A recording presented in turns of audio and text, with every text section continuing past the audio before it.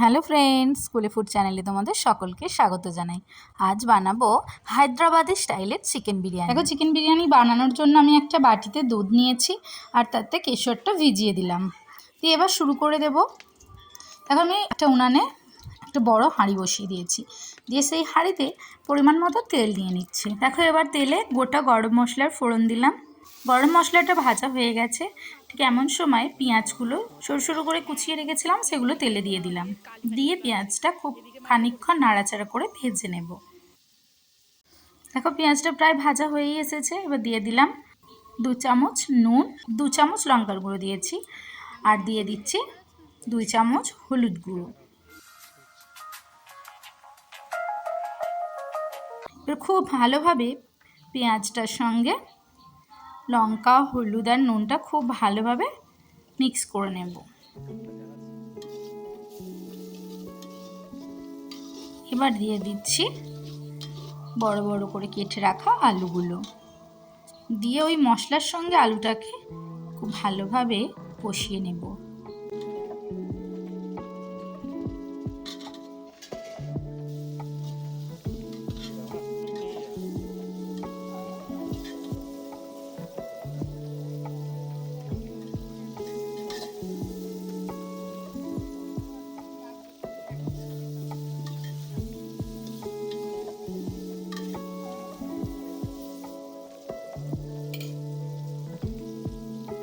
আদা রসুনের পেস্টটা আমি ছেঁকে রেখেছিলাম, সে ছাঁকা জলটা, পেস্টের জলটা দিয়ে দিলাম।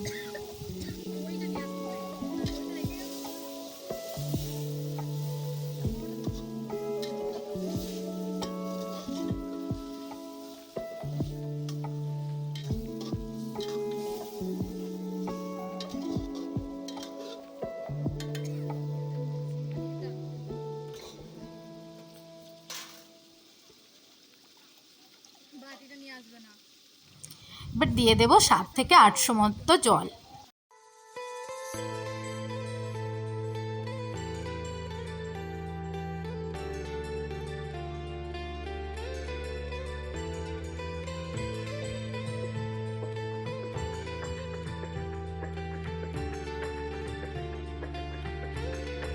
দেখো, আলুটা সেদ্ধ হয়ে গেছে, ঠিক আমি এবার তুলে নিচ্ছি। আলুটা মোটামুটি সেদ্ধ হয়ে গেছে, আলুটা তুলে নিয়ে এবার আমি ওই জলটাতেই চিকেনটা দিয়ে দেবো, দিয়ে খুব ভালোভাবে চিকেনটা সেদ্ধ করে নেব।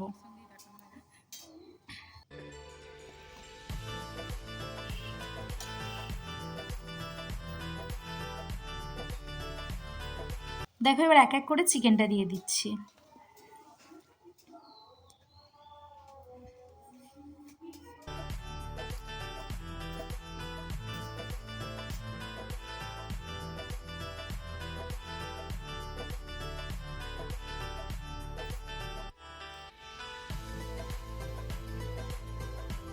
চিকেনটা দেওয়া হয়ে গেছে, একটুখানি নাড়াচাড়া করে দিলাম।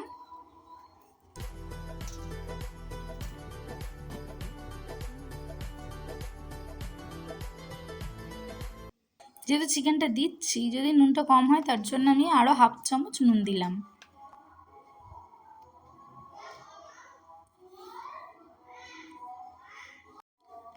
এবার দেখো, দিয়ে দিচ্ছি টক দই। টক দইটা একটু ফেটিয়ে রেখেছিলাম, টক দইটাও জলে দিয়ে দিলাম, দিয়ে আবার চিকেনটা একটু নাড়াচাড়া করে নেব।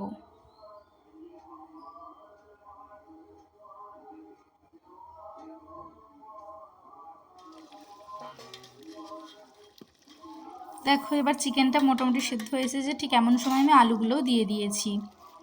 আলুটা 50% মতো সেদ্ধ ছিল, তাই আমি আলুটাও দিয়ে দিলাম। দেখে বুঝতেই পারছো যে চিকেন আর আলু অনেকটাই সেদ্ধ হয়ে গেছে।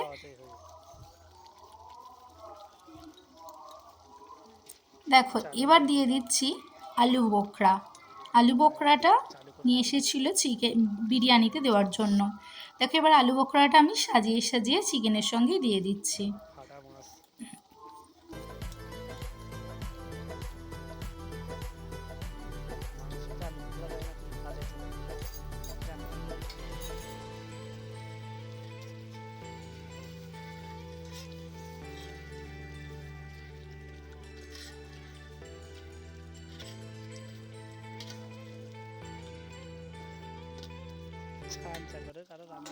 আলু বোখরাটা দিয়ে দিলাম, দিয়ে এবার চিকেনটা আর আলুটা আর একটু নাড়াচাড়া করে নেব।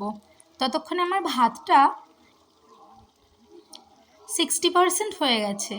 ভাতটাও আমি 60% করে নিয়েছি। এবার দেখো আমি ভাতটা চিকেন আর আলুটার ওপরে খুব ভালোভাবে সাজিয়ে দেব।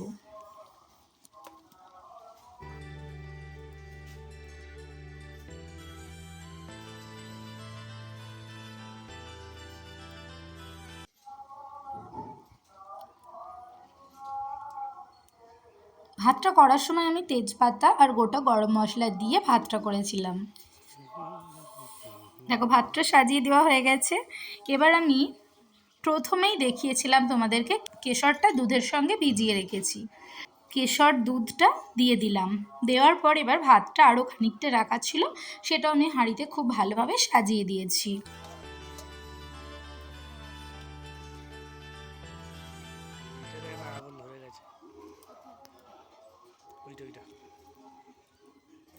দেখো আরও খানিকটা কেশর দুধ আমি রেখে দিয়েছিলাম, সেটাও একদম লাস্ট স্টেজে দিয়ে দিলাম।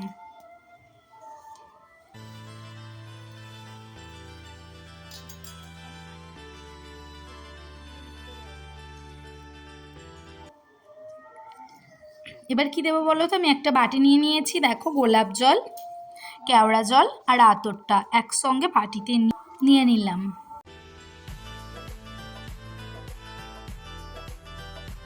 দেখো লাস্ট দিচ্ছি, আতরটা দিয়ে দিলাম, একসঙ্গে বাটিতে নিয়ে নিলাম।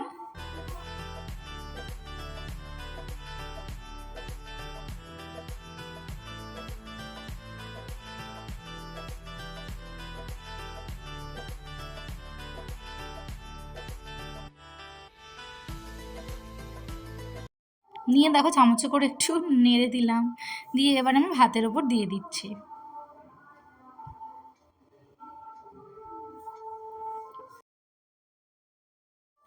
দেখো লাস্ট যেটা দেব সেটা হচ্ছে বিরিয়ানি মশলা।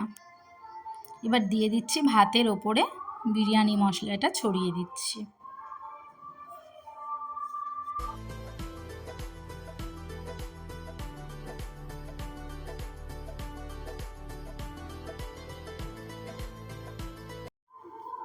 আর সব শেষে দিয়ে দিলাম একটু ঘি।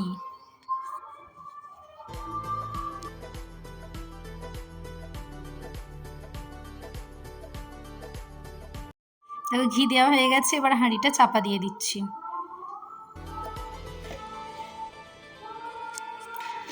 প্রায় আমি 30 মিনিট দমে রেখেছিলাম হাঁড়িটা। দেখো এবার ভাতটা রেডি, বিরিয়ানিটা রেডি। চলো এবার আমি সার্ভ করি। ততক্ষণ তোমরা আমার চ্যানেলটা লাইক, ফলো, শেয়ার করে দিও।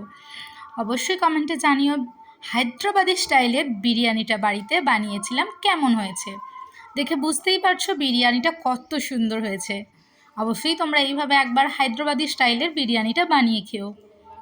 এরকম সুন্দর সুন্দর রান্নার রেসিপি পেতে অবশ্যই তোমরা আমার চ্যানেলটাকে সাবস্ক্রাইব করে দিও। ধন্যবাদ, দেখা হচ্ছে পরের ভিডিওয়ে।